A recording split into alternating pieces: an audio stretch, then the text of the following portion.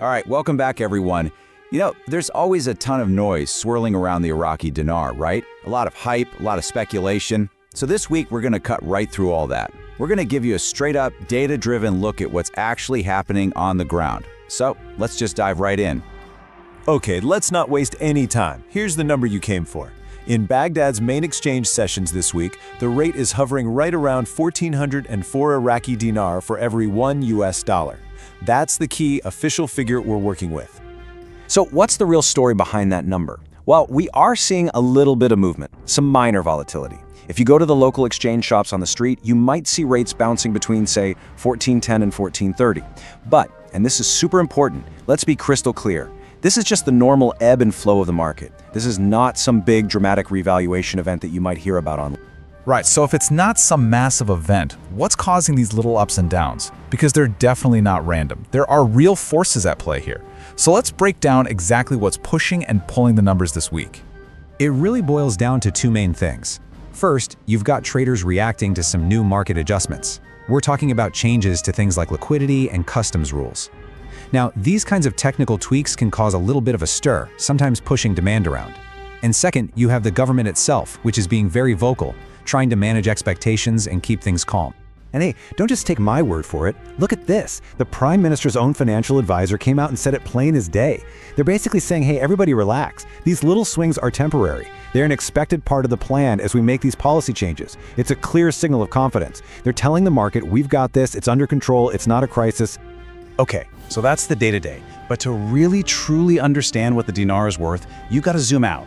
I mean, way out. We need to look past the weekly numbers and focus on the huge, fundamental economic forces that are always at work in Iraq's economy. And here it is. This chart says it all, doesn't it?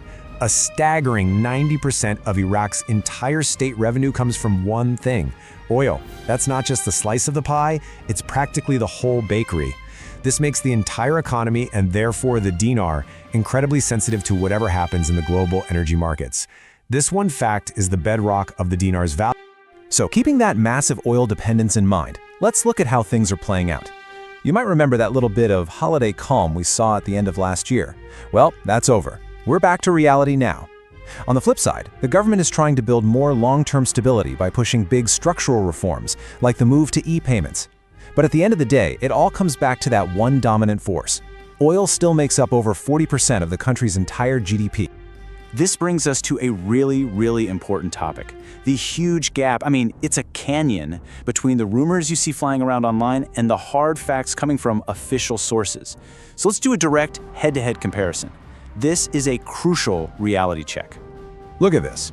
On the left side, you've got the internet hype machine. You know this stuff. Whispers of a surprise RV happening any minute now, claims the dinar will suddenly jump to $1, all based on what some guy said in a forum. Then, over on the right, you have the actual economic reality we've been talking about. Small fluctuations driven by specific policies. Minor weekly moves based on real verifiable data from the central bank and what's actually happening in the market. The lesson here? You've got to know where your information is coming from. Okay, so we've hit the numbers, the drivers, the big economic picture, and that critical difference between hype and reality. So, what are you supposed to do with all this information? What does it mean for you right now? Let's boil it all down into a few clear, actionable takeaways. All right, here are the 3 core principles to really keep in mind. First, anchor yourself to official sources. The central bank, real market data, that's your North Star. Second, don't sweat the small stuff.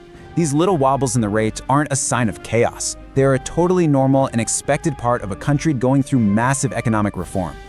And third, and this might be the most important one, focus on the long-term fundamentals. We're talking oil prices, fiscal stability, banking reform, not the predictions from online gurus. And that really brings us to the final thought here. When you strip everything else away, the long-term future of the Iraqi dinar doesn't hinge on some secret meeting or a surprise announcement.